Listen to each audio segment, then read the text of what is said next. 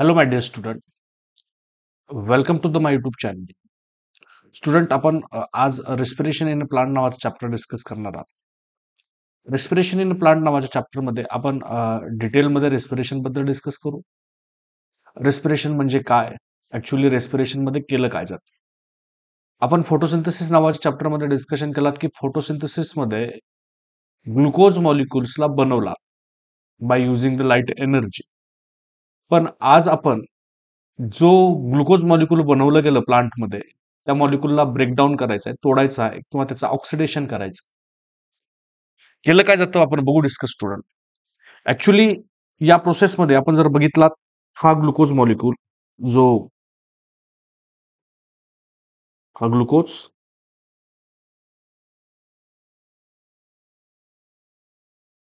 ज्याच्याकडे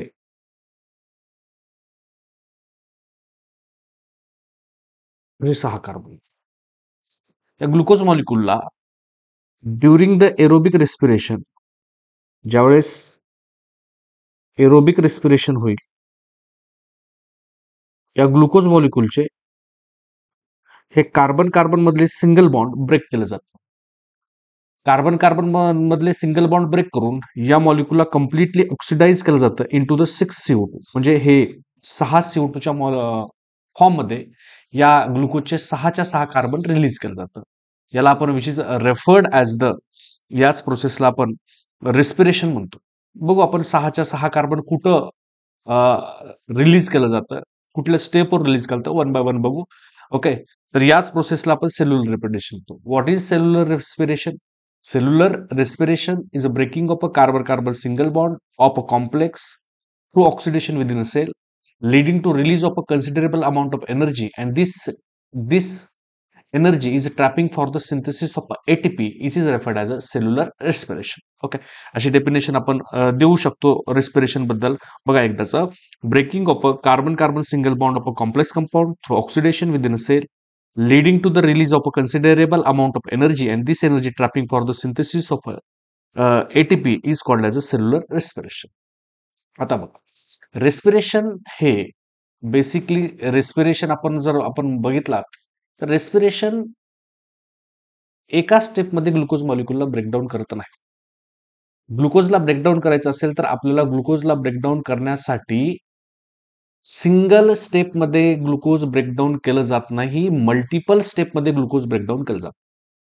मल्टिपल स्टेपमध्ये glucose breakdown केलं जातं कारण जर एक स्टेपमध्ये ग्लुकोज ब्रेकडाऊन केला तर सगळी एनर्जी हिटच्या फॉर्ममध्ये लॉस होईल, आणि सगळी एनर्जी हिटच्या फॉर्ममध्ये लॉस झाली तर आपण अल्टिमेटली ग्लुकोजला तोडतोय कशासाठी? एटीपी बनवण्यासाठी. आणि सगळीच एनर्जी जर हिटच्या फॉर्ममध्ये लॉस झाली तर आपण ही एनर्जी, लॉस झालेली एनर्जी आपण, म्हणजे याचा यूज काही होणार नाही. त्यामुळे ग्लुकोजला स्लोली, स्टेप वाईज इन्झाईम कंट्रोल केलं जातं प्रत्येक स्टेपवर, आणि ही एनर्जी केलं तरी पण 100% पॉसिबल नाही. आपण बघू की एक ग्लुकोजला मॉलिक्यूलला तोडल्यावर अप्रॉक्सिमेटली 45% एनर्जी भेटतं. म्हणजे स्लो स्टेप वाईज करून सुद्धा एनर्जी कमी भेटत आहे. त्यामुळे ग्लुकोज कधीच कधीच सिंगल स्टेपमध्ये ब्रेकडाऊन केला जात नाही. याला मल्टिपल स्टेपमध्ये बाय एन्झायमॅटिक कंट्रोल केला जातो. ओके, त्यालाच आपण इथं लिहिलात, during the cellular respiration oxidation within a cell, all the energy content in a compound is not release in a single step. Single स्टेपमध्ये रिलीज केलं नाही, because in a single step if the complete energy release it may converted into the heat. हे हीटच्या फॉर्ममध्ये convert होईल. So the energy during the cellular respiration is release. ही जी energy आहे सेल्युलर रेस्पिरेशन मध्ये, ती एनर्जी आपण म्हणू शकतो. ओके,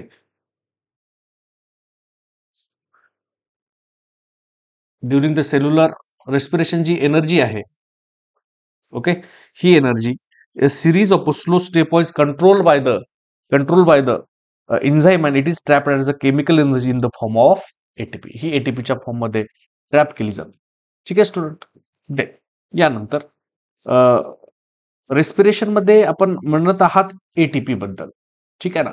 एटीपी बद्दल आपण डिस्कशन करणार आहात की एटीपी बद्दल आपण एवढं सगळं ऐकलात. एटीपी बद्दल आपण बिलकुल डिस्कस करू.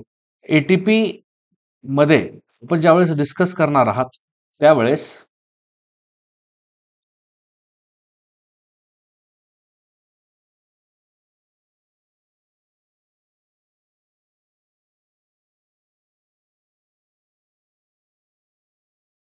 एटीपी मध्ये आपण ज्यावेळेस डिस्कस करणार आहात स्टुडंट, बघा एटीपी आहे नेमकं काय, एटीपी बद्दल थोडस जाणून घेणं गरजेचं आहे. एटीपी आहे काय, ठीक आहे. आपण जनरली डिस्कशन केला, ATP is a energy currency of the cell. आपण म्हणतो की एटीपी सेल मधला एनर्जी करन्सी आहे. So we called ATP is the ATP is the energy currency of the cell. ATP हा ATP is the energy currency of the cell. अजून काय म्हणू शकतो, ATP is a universal energy carrier. कारण सेलमध्ये दुसरं energy कुठंच कॅरी होत नाही, सेलमध्ये सगळी एनर्जी एटीपीच्या फॉर्म मध्ये कार्य होतं. Sir ATP is a universal energy carrier. Universal energy carrier सोबत सोबत आपण हे पण म्हणू शकतो, ATP is a coin of a metabolism. जसं आपण आपल्याला खर्च करण्यासाठी पैसे यूज करतो, तसं सेलमध्ये खर्च करण्यासाठी एटीपीच आहे, तर it is referred as a coin of metabolism. ला आपण कॉइन ऑफ मेटाबॉलिझम सुद्धा म्हणू शकतो. या मी असं पण म्हणू शकतो, it is a readymade source of energy. सेलमध्ये मला लगेच ब्रेक करायचा आहे, ओके, तर मी कुणाला ब्रेक करतो, जर मला एनर्जी पाहिजे सेलमध्ये तर मला लगेच ब्रेक करायचं, तर कुणाला ब्रेक करेल मी मी ब्रेक करत आहे विच इज रेफर्ड ॲज, मी ब्रेक करतो कुणाला, ओके, एटीपीला. तर it is referred as readymade source of energy. ATP is the readymade source of energy. त्यामुळे एटीपीला रेडीमेड सोर्स ऑफ एनर्जी म्हणून ओळखतो, किंवा ATP which is referred as the, या एटीपीला आपण काय म्हणतो, युनिव्हर्सल एनर्जी कॅरियर म्हणून सुद्धा ओळखलं जातं. ठीक आहे स्टुडंट. देन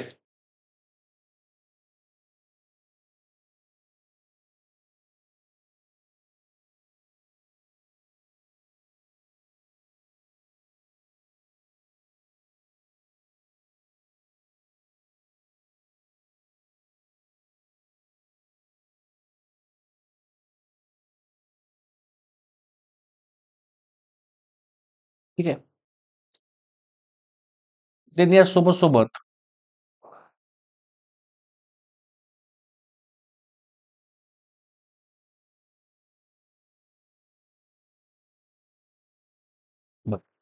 एटीपीचं जनरली आपण ज्यावेळेस स्ट्रक्चर बघतो त्यावेळेस तुम्हाला माहित आहे, ATP is referred as ATP is referred as adenosine triphosphate. Okay, त्याच्याकडे एक न्यूक्लोसाइड प्लस 3 फॉस्फेट आहेत.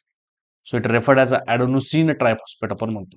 ठीक आहे, बघा तुम्ही ॲडोनोसिन ट्रायफॉस्फेटचं ज्यावेळेस आपण स्ट्रक्चर काढतो, मी पूर्ण डिटेल स्ट्रक्चर काढणार, तुम्हाला माहित आहे ॲडोनोसिन आणि याच्यासोबत असणारे हे 3 फॉस्फेट अवेलेबल आहेत. 3 फॉस्फेट यापैकी जर तुम्ही बघाल तर हा फॉस्फेट, हा जो बॉन्ड आहे विच इज रेफर्ड ॲज अ, या बॉन्डला आपण फॉस्फो इस्टर बॉन्ड म्हणून ओळखलं जातं. या बॉन्डला आपण काय म्हणतो, फॉस्फो इस्टर बॉन्ड. हा फॉस्फो इस्टर बॉन्ड आहे. आणि हे जे 2 बॉन्ड आहेत which is referred as the, या 2 बॉन्डला आपण म्हणू शकतो pyrophosphate bond, or also called as a phospho anhydride bond. त्याला फॉस्फो अनहायड्रेटेड किंवा पायरोफॉस्फेट म्हणून सुद्धा ओळखलं जातं. ठीक आहे ना. देन यासोबत बघा,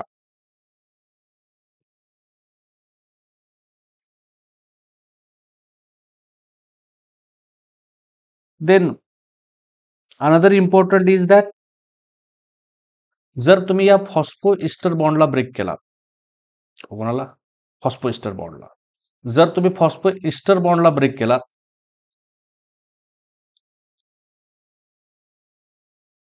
जर तुम्ही फॉस्फो इस्टर बॉन्डला ब्रेक केला तर फॉस्फो इस्टर बॉन्डला ब्रेक केल्याच्या नंतर याच्यापासून जी एनर्जी भेटतं ती एनर्जी अप्रॉक्सिमेटली 3.4 किलो कॅलरी एवढी एनर्जी भेटते.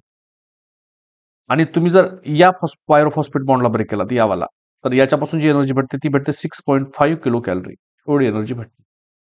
आणि या जर पायरोफॉस्फेटला ब्रेक केला तर काही बुकमध्ये 7.6 दिले, काही मध्ये 8.1 दिले, काही मध्ये 8.9 किलो कॅलरी एवढी एनर्जी दिली. आपण काम करूया इंटरमिडिएट पकडूया दोघांचं, म्हणू की आपण 8.1 किलो कॅलरी एवढी एनर्जी भेटते असं आपण म्हणू शकतो. ठीक आहे ना स्टुडंट. देन देन रेस्पिरेशन आपल्याला डिस्कस करायचं आहे. तर रेस्पिरेशन आहे काय याबद्दल आपण थोडंसं डिस्कशन करू. Respiration is nothing but it is oxidation of a glucose. रेस्पिरेशनमध्ये काय करत आहात तर रेस्पिरेशनमध्ये ग्लुकोजचं ऑक्सिडेशन करत आहात. तर respiration is nothing but it is oxidation of a glucose. Okay, oxidation of glucose. ग्लुकोजचं ऑक्सिडेशन करणं म्हणजे रेस्पिरेशन. अजून काय म्हणू शकतो, respiration is a exergonic process. Exergonic process. Okay, exergonic process. Photosynthesis कसं होतं, एंड्रोगोनिक प्रोसेस. रेस्पिरेशन कसं आहे, एक्झर्गोनिक प्रोसेस. किंवा यालाच आपण डाऊनहिल प्रोसेस म्हणू शकतो. Okay, which is referred as a downhill process म्हणू शकतो. एक्झर्गोनिक कुणाला म्हणतो, ज्यापासून एनर्जी रिलीज होतं. जनरली फोटोसिंथेसिससाठी एनर्जी लागतं आणि रेस्पिरेशनमध्ये एनर्जी रिलीज होतं. याबद्दल पण तुम्हाला माहित आहे. आपण सांगतो जनरली फोटोसिंथेसिसमध्ये एनर्जी का लागतं, तर फोटोसिंथेसिसमध्ये एनर्जी लागतं बिकॉज ऑफ द फोटोसिंथेसिस रिॲक्शनमध्ये CO2 मॉलिक्यूल इलेक्ट्रॉन घ्यायला तयार नाही. तर CO2 मॉलिक्यूल इलेक्ट्रॉन घ्यायला तयार नाही तर आपल्याला त्याला इलेक्ट्रॉन द्यावं लागतं, म्हणजे अगोदर तर त्याला एनर्जी द्यावं लागतं. मग त्याला एनर्जी द्यायचं असेल तर तो एनर्जीतून त्याला अनस्टेबल बनवा आणि अनस्टेबल दिल्यावर तो इलेक्ट्रॉन घेईल. आणि CO2 molecule is a week electron acceptor, पहिली गोष्ट. आणि हा वीक इलेक्ट्रॉन ऍक्सेप्टर असल्यामुळे आपण त्याला एनर्जी देऊन इलेक्ट्रॉन घ्यायला लावतो जबरदस्ती. पण इन केस ऑफ रेस्पिरेशन तुम्ही जर बघाल तर oxygen molecule which is a strong electron acceptor, हा स्ट्रॉंग इलेक्ट्रॉन ऍक्सेप्टर आहे. हा पटापट ग्लुकोज कडून इलेक्ट्रॉन घेतो. ओके, त्यामुळं इथं इलेक्ट्रॉन घेतल्यामुळं एनर्जी रिलीज होते आणि फोटोसिंथेसिसमध्ये एनर्जी लागतं. हे तुम्हाला माहीत असणं गरजेचं आहे, तुम्हाला माहीत पण असेल. ठीक आहे ना. देन यासोबत आपण डिस्कशन करतो विच इज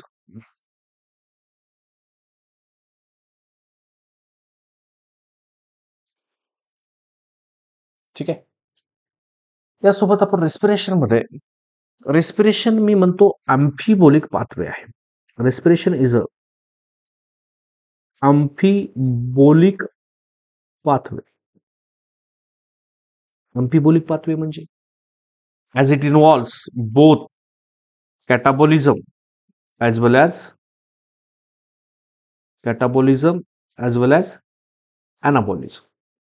याच्यामध्ये कॅटाबॉलिझम आणि अनाबॉलिझम दोन्ही होतं. Respiration is a amphibolic path. आता रेस्पिरेशन अम्फिबोलिक पाथवे याला कसं जस्टिफाय करू मी, बघा एकदा. हा ग्लुकोज मॉलिक्यूल, या ग्लुकोज मॉलिक्यूल 6 कार्बनच्या ग्लुकोज मॉलिक्यूलला रेस्पिरेशन मध्ये ब्रेकडाऊन करतो. रेस्पिरेशन मध्ये या ग्लुकोज मॉलिक्यूलला ब्रेकडाऊन करणार आहात. या ग्लुकोज मॉलिक्यूलला रेस्पिरेशन मध्ये ब्रेकडाऊन करून आपण या ग्लुकोज मॉलिक्यूलला रेस्पिरेशन मध्ये आपण ब्रेकडाऊन करणार आहात आणि ब्रेकडाऊन करून या रेस्पिरेशन मध्ये एक तर याच्यापासून बनवतो आपण पायरोविक ऍसिड बनवतो, बरोबर. किंवा याच्यापासून आपण succinyl during the Kreb cycle आपल्याकडे succinyl coenzyme as a formation होतं. आता बघा, हा पायरुविक ऍसिडला जर म्हणजे ग्लुकोजला ब्रेकडाऊन करून पायरुविक ऍसिड बनवला म्हणजे हे काय झालं, कॅटाबॉलिझम. काय झालं, कॅटाबॉलिझम.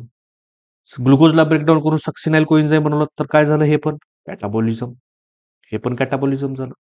आता या पायरुविक ऍसिडला सेलमध्ये काम केलं जातं. पायरुविक ऍसिडवर एक काम करा ना, पायरुविक ऍसिडवर एक अमिनो ग्रुप द्या की पायरुविक ऍसिडला. जर पायरुविक ऍसिडला एक NH2 ग्रुप दिलात पायरुविक ऍसिड हा NH2 ग्रुप घेऊन, अमिनो ग्रुप घेऊन it is converted into the amino acid alanine. आणि हे काय झालं, पायरुविक ऍसिड पासून अलानिन बनला तर सिंथसिस झाला ना, आणि सिंथसिस झालं तर याला आपण म्हणतो अनाबॉलिझम. ओके, हे झालं अनाबॉलिझम. तसंच सेम सक्सिनाइल कोएन्झाइम ए पासून प्लांट असेल, अॅनिमल असेल, सक्सिनाइल कोएन्झाइम पासून प्लांट असेल तर क्लोरोफिल बनतं. ओके, तुम्ही सिंथेसिस ऑफ क्लोरोफिल मध्ये बघतो सक्सिनिल कोएन्झाइम सोबत क्लोरोफिल, म्हणजे ऑब्विसली सक्सिनाइल कोएन्झाइम ए पासून क्लोरोफिल ए बनत होतं. अगोदर प्रोटोक्लोरोफिल बनवून त्याला 2H लाईट देऊन त्याला क्लोरोफिल मध्ये बनवून कन्वर्ट केलं जातं. सोबत सोबत अॅनिमल असेल तर याच्यामध्ये हिमोग्लोबिन सुद्धा या सक्सिनाइल कोएन्झाइम पे बनतो. तर हे झालं काय रे, अनाबॉलिझम. हे काय झालं, अनाबॉलिझम. तर रेस्पिरेशन मध्ये काय होत आहे, रेस्पिरेशन मध्ये जर तुम्ही बघितलात तर रेस्पिरेशन मध्ये दोन्ही गोष्टी होत आहेत. काय दोन होत आहेत, रेस्पिरेशन मध्ये अनाबॉलिझम ॲज वेल ॲज कॅटाबॉलिझम दोन्ही दिसतं. ओके, अनाबॉलिझम ॲज वेल ॲज कॅटाबॉलिझम आपण दोन्हीही इथं अवेलेबल दिसत आहे. बघा, एकदा हा पायरुविक ऍसिड बनला. ओके, इथं सक्सिनाइल कोएन्झाइम ए. ओके, इथं काय झालं, अनाबॉलिझम. इथं काय झालं, कॅटाबॉलिझम. ओके, तर अनाबॉलिझम आणि कॅटाबॉलिझम दोन्ही होत आहे. So as it involve as the, आपण म्हणू शकतो it is a amphibolic pathway. Okay, then respiration मध्येच आपण थोडंसं जर डिस्कशन केला तर रेस्पिरेशन मध्ये पर्टिक्युलर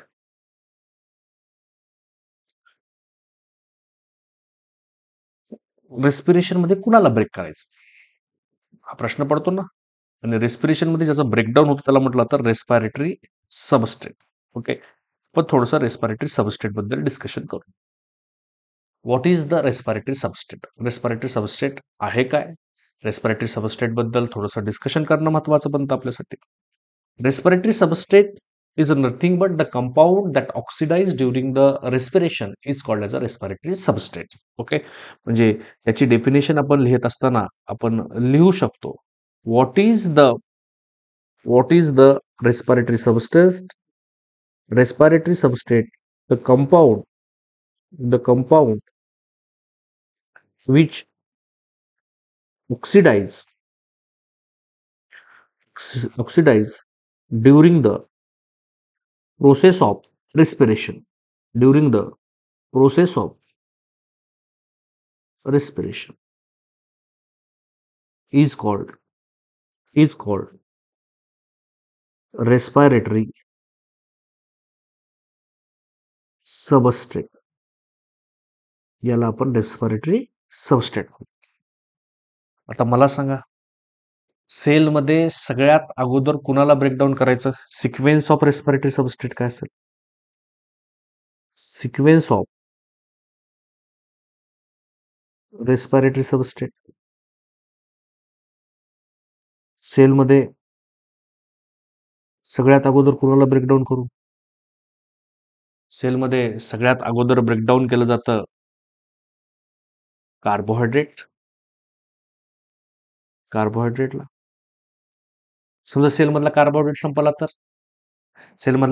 संपला तर आता ब्रेकडाऊन केलं जातं लिपिडला. लिपिड बिन संपला तर सेलमधला आता ब्रेकडाऊन केलं जातं प्रोटीनला. म्हणजे रेस्पिरेटरी सबस्ट्रेट सेलमध्ये अगोदर carbohydrate, then lipid, then protein, असा रेस्पिरेटरी सबस्ट्रेट असतो. देन यासोबत सोबत एनर्जी कंटेंटच्या रिलेटेड जर तुम्ही बघितला तर energy content of respiratory substrate, energy content of respiratory substrate, यांच्याकडे कुठली कुठली एनर्जी आहे, म्हणजे किती एनर्जी आहे. आपण जनरली बघतो 1 ग्राम ऑफ लिपिड किती, 1 ग्राम ऑफ प्रोटीन किती, आणि 1 ग्राम ऑफ कार्बोहायड्रेट किती. आपण चॅप्टर आय थिंक डायजेशन आणि ॲब्झॉर्प्शन मध्ये एक टेबल होता अगोदर, आय थिंक डिलीट झालं चॅप्टर. एक फिजिओलॉजिकल व्हॅल्यू आणि दुसरी gross calorific value. 1 gram of lipid, 1 gram of proteins किती आहे. तर याच्या बेसिसवर आपण जर बघितलात, जनरली लिपिडमध्ये एनर्जी कंटेंट खूप जास्त आहे. तर लिपिड मध्ये एनर्जी कंटेंट जास्त, जवळपास 1 gram of lipid content 9 kilo calorie energy. Then त्यासोबत सोबत त्याच्यानंतर एनर्जी कंटेंट आपण लिपिडमध्ये जास्त बघतो. ओके, देन त्याच्यानंतर एनर्जी प्रोटीनमध्ये जास्त आहे, देन त्याच्यानंतर एनर्जी कार्बोहायड्रेट. हे सिक्वेन्स आपल्याला lipid, protein and then carbohydrate आपण असं घेऊ शकतो. ठीक आहे. देन यासोबत सोबत रेस्पिरेटरी सबस्ट्रेटच्या नंतर आपण रेस्पिरेशनला बेसिकली 2 क्लासमध्ये डिवाइड केला. Okay, on the basis of type of respiration मध्ये आपण actually respiration on the basis of a respiratory substrate, respiratory सबस्ट्रेटच्या बेसिसवर रेस्पिरेशन बघा, रेस्पिरेटरी सबस्ट्रेटच्या बेसिसवर रेस्पिरेशनला आपण डिवाइड केलात on the basis of a respiratory substrate, divide केलात on the basis of a presence और अब्सेन्स ऑफ द ऑक्सिजन, ऑक्सिजनच्या प्रेझेन्स और अब्सेन्स मध्ये पण आपण डिवाइड केलेलं आहात respiration. Respiration on the basis of a respiratory substrate, respiratory सबस्ट्रेटच्या बेसिसवर रेस्पिरेशन आपल्याला बेसिकली हा जो रेस्पिरेशन आहे हा respiration on the basis of a respiratory substrate, respiration आपल्याला 2 टाईपचा अवेलेबल दिसतो. बघा, on the basis of a respiratory substrate हा रेस्पिरेशन 2 टाईपचा प्रेझेंट आहे. ठीक आहे, 2 टाईपचा रेस्पिरेशन. एक आहे which is referred as, एक आहे फ्लोटिंग रेस्पिरेशन, फ्लोटिंग रेस्पिरेशन, आणि दुसरा आहे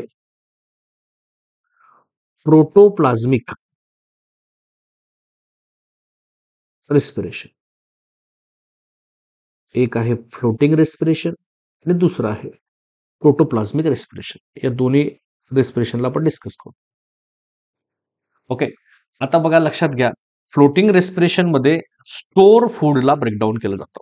ओके, या रेस्पिरेशन मध्ये स्टोर्ड फूडचं ब्रेकडाऊन केलं जातं, स्टोर्ड फूडचं ब्रेकडाऊन. ठीक आहे, पण आता स्टोअर फूड म्हणजे जसं की एक्झाम्पल बघा बघा, carbohydrate fat use as a respiratory substrate use करू शकतो आपण फ्लोटिंग रेस्पिरेशन मध्ये. कोण? Carbohydrate fat are use as respiratory substrate. Respiratory substrate आपण कार्बोहायड्रेट आणि फॅट रेस्पिरेटरी सबस्ट्रेट आपण यूज करू शकतो. बघा, हे कार्बोहायड्रेट आणि फॅट रेस्पिरेटरी सबस्ट्रेट, कारण कुणाला ब्रेकडाऊन करतात? स्टोरेज फूडला ब्रेकडाऊन करतात. ओके, पण in case of floating respiration, floating रेस्पिरेशनच्या केसमध्ये आपण जर बघाल तर फ्लोटिंग रेस्पिरेशनच्या केसमध्ये आपण सेल्युलर प्रोटीन और प्रोटोप्लाझ्मिक, सॉरी सेल्युलर प्रोटीन म्हणा किंवा स्ट्रक्चरल प्रोटीन म्हणा, और structural protein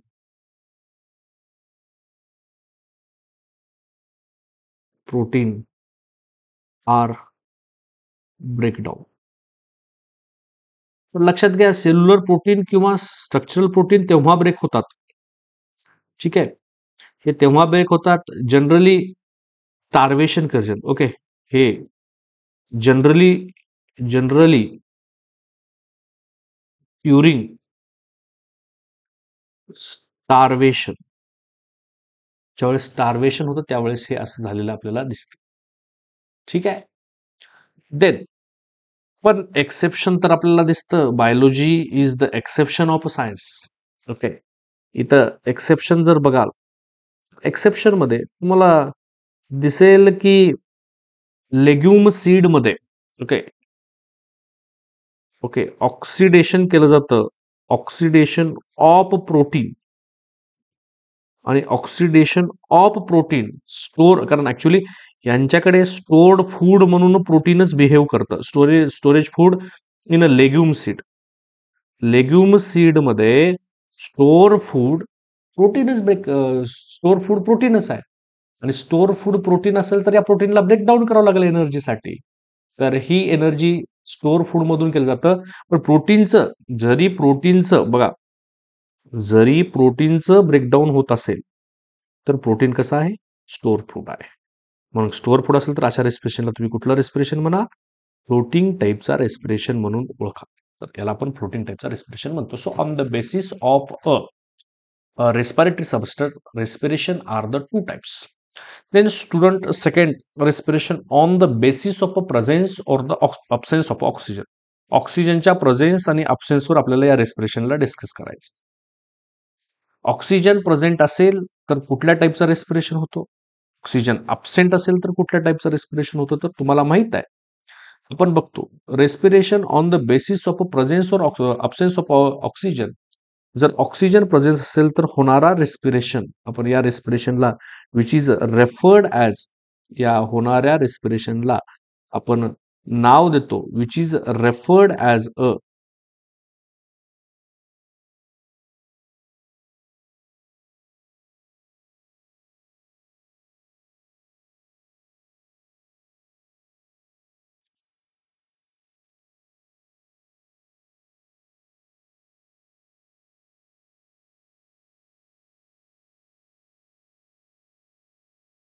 which is referred as a aerobic respiration.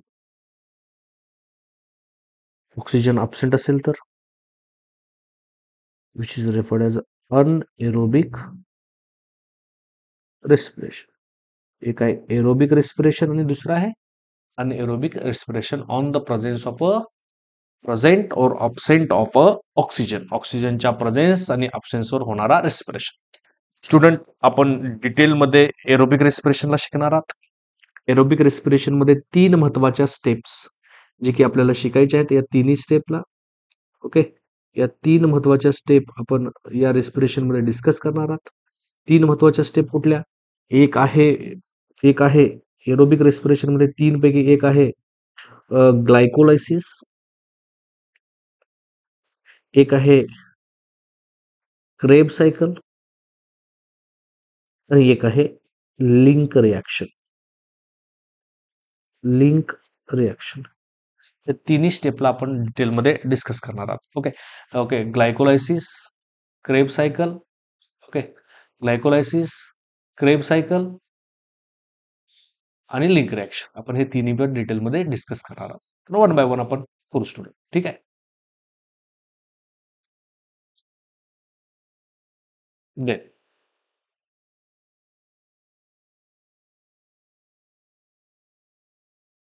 Then तुमच्या इन्स्टिट्यूट नेक्स्ट हेडिंग आहे, do plant breathe. Plant breathe करतात का? त्याचा आन्सर तुम्ही काय द्याल? ओके, प्लांट ब्रीथ करतात का? तर सरळ सरळ म्हणणं आहे यस, प्लांट ब्रीथ करतात. ठीक आहे. प्लांट ब्रीथ करत असतील, ओके बघा, प्लांट ब्रीथ करतात का? तर यस, प्लांट ब्रीथ करतात. प्लांट बघा, प्लांट ब्रीथ करतात, येस, प्लांट ब्रीथ करत आहेत. This plant require the oxygen for the respiration. प्लांटला रेस्पिरेशन करायचं झालं तर यांना ऑक्सिजन पाहिजे. And they occur and they also give out the CO2. Oxygen घेतात आणि CO2 ला रिलीज करतात. Hence plant have a system in a place that ensure the availability of oxygen. प्लांटकडे असा सिस्टम आहे की तो ऑक्सिजन ची ओके अवेलेबिलिटी करतात. Plant like animals have no specialize organ for the gases action. अॅनिमलकडे रेस्पिरेटरी सिस्टम प्रेझेंट आहे, पण ॲज सच प्लांटकडे अशी कुठली रेस्पिरेटरी सिस्टम प्रेझेंट नाही. त्यामुळं आपण म्हणतो की प्लांटकडे ॲज रेस्पिरेटरी सिस्टम नाही, पण रेस्पिरेशन करण्यासाठी काही स्पेशलाइज सेल्स म्हणू, काही स्पेशलाइज स्ट्रक्चर म्हणू, जसं की आपण बघू शकता स्टोमॅटा प्रेझेंट आहे प्लांटकडे रेस्पिरेशनसाठी. लेंटिसेल्स प्रेझेंट आहेत जे की रेस्पिरेशनमध्ये गॅसेस एक्सचेंज मध्ये मदत करतात, आम्ही असं म्हणू शकतो. For this purpose there are several reason why plant can get along without respiratory organs. प्लांटकडे का रेस्पिरेटरी ऑर्गन नाही याचे खूप सारे रिझन्स आपल्याला बघायचे आहेत. एक एक रिझन बघू.